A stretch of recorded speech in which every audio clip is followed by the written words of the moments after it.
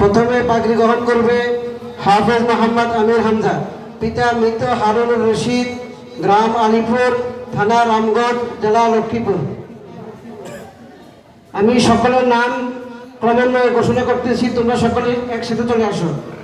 দ্বিতীয়ত পাগড়ি গ্রহণ করবে হাফেজ মোহাম্মদ ইয়াসির রহমান, পিতা মোহাম্মদ ফারুক মোল্লা, গ্রাম রতনপুর, থানা রামগঞ্জ, জেলা লক্ষ্মীপুর।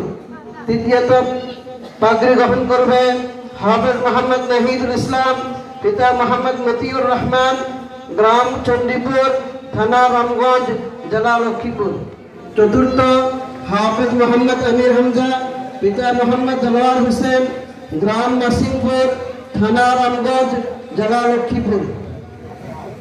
পঞ্চম হাফেজ মোহাম্মদ নাফিজ হোসেন, পিতা মোহাম্মদ জাকির হোসেন, গ্রাম কমরদিয়া, থানা রামগঞ্জ, জেলা লক্ষ্মীপুর।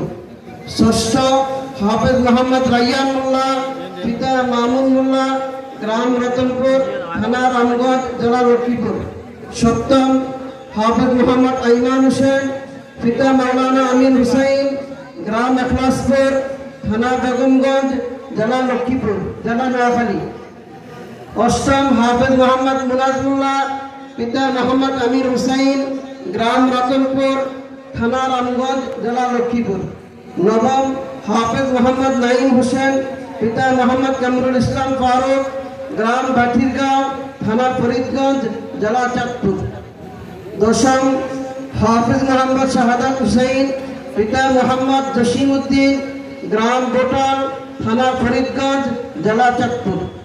11তম হাফেজ মোহাম্মদ সাইফুল ইসলাম, পিতা মোহাম্মদ সগির হোসেন, গ্রাম আওগানখিল, থানা রামগঞ্জ, জেলা লক্ষ্মীপুর। 12তম হাফেজ মোহাম্মদ ইব্রাহিম খলিল, পিতা মোহাম্মদ মানিক হোসেন, গ্রাম সোনাপুর, থানা রামগঞ্জ, জেলা লক্ষ্মীপুর।